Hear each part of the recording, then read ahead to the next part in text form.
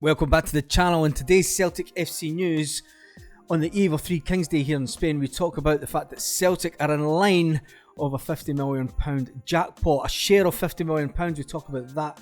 Celtic are leading the chase for a 2.2 million rated striker who seems to be scoring a lot of goals. And we talk about Guacamakis. We talk about the fact that Michelin have obviously pulled out the race due to the fact that he's over £5 million that Celtic are looking for him. Celtic have not actually put out how much they're looking for him. And we talk about the Sevco again, because before the game the other day, the old foes that are Rangers, now known as Sevco, put out their Union Bears were crying and screaming about the fact that they weren't allowed to put a tifo out.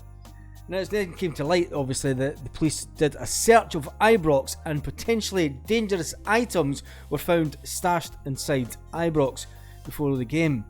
And police had obviously made a search, as they do with it's the same happens at Celtic Park when the Green Brigade do stuff. You know, the stuff gets searched. There's been stuff taken before, but there's never been a baseball bat and other items. Two people that were involved in taking stuff into the stadium have been arrested on drugs charges. So they got their gear taken off them and their baseball bats. What a shame, eh?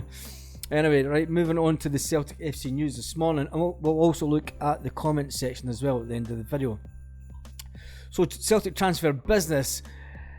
Celtic are in line for a share of a £50 million jackpot. That's if Jeremy Frimpong joins Manchester United. It's been doing the rounds since December, but it looks as if the Dutchman is tipped for a £50 million move, which means Celtic stand to get another £5 million profit from that player, and that will head their way to Celtic due to a 10% sell-on clause that Celtic had selling the player 2 seasons ago. A tremendous bit of business, and I've got to say that's a bit of business that Lawwell obviously done, and it's another £5 million in the pocket of Celtic at a time that when we're just building, and it's great for us, absolutely fantastic for a club. Talking about Celtic transfer news, Celtic are leading the chase to sign a 22-year-old European striker. Now, talking about strikers, we'll talk about this guy first of all. Since Ange Postecoglou's obviously took over, transfer business has always been done really quick, with the odd player coming in sort of towards the end of the window. It is all going to come down to Jo Seung-soo. Will he or won't he come to Celtic? I think if Ange Postecoglou spoke to him, he would be on his way here. But then there is the ongoing saga that's turning out about the grumpy Greek, big Georgios Guacamakis. Now, no one at Celtic has actually come out and says that the player's for sale. The player himself hasn't come out and publicly said that he wants to leave the club. And why would Celtic... It's not Ange Postecoglou's style to actually sell the player without having another striker lined up or in beforehand. As it stands just now, we only have 2 recognised strikers at the club, being him and Kyogo. So this news that we're about to sell one of our main strikers, to me, is just mischief making by someone, and I would put it down to the player's agent. The 28-year-old Guacamakis has obviously been linked away with move from Celtic Park after suggestions that of a new contract broke down. The talk of a new contract broke down. Now that always happens before Christmas. Contract talks always break down before Christmas. People are trying to get things over the line in a rush before Christmas when the transfer window opens in January. But it's believed that the representatives of Guacamakis are now believed to consider their options, and they're basically just punting him around Europe and seeing who's going to come in and bid for him. There's an unnamed club from Saudi Arabia have reportedly been monitoring the situation, but Danish outfit FC Midtjylland were one of the clubs who were interested in making an approach, but after they're only spending, they've come out and said that their limit, and the dog's going mental, their limit is £5 million, and they won't be spending over that. It's believed that Celtic are looking between 6 and 7 million euros for the striker. So that's really all the transfer news that is kicking around today about Celtic. There's nothing really much more that we could say about that. Let's move on to the other story about the Derby game. The current ones were actually moaning that the Union Squares were moaning about the fact that they didn't get to put their tifo up, and it was banned before the game. But what they didn't tell us is the police had actually been in, and they'd, no, this is disgusting. You know, they'd took potentially dangerous items in at the ground after a member of the Rangers Ultras Group Union Bears were given early access to Ibrox Stadium.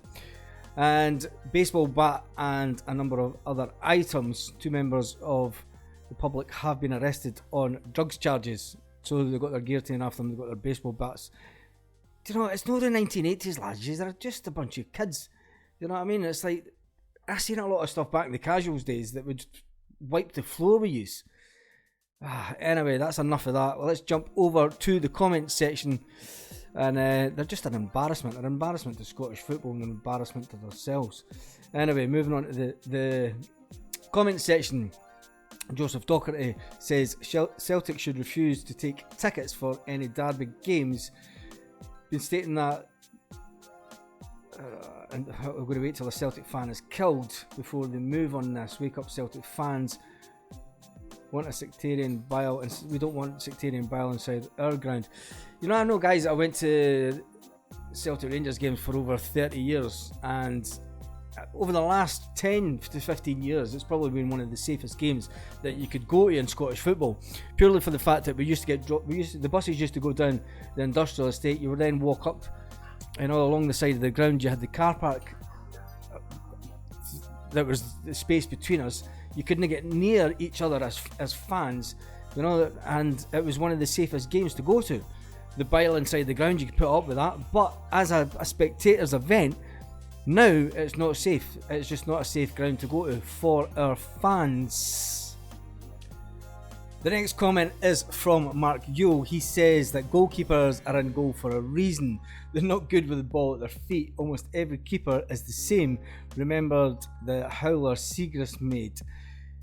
James Hishop says it's unsafe going there, and they're not going to do anything about it. Celtic fans should basically also cut it out also. And then the last comments that we've got is James Doran. He says he thought O'Reilly was slack in the Glasgow Derby, shouldn't have started. Celtic should cash in on JJ and get the Cho Chung Sung deal over the line. Yvonne Livingston says we need a goalkeeper, and Hart looks as if he's playing in high heels. Now, with all the Hart love that's going around, I thought I'd put a little compilation and get some good karma back onto the video. So here's a little bit about Joe Hart, and there's some super saves that he's made.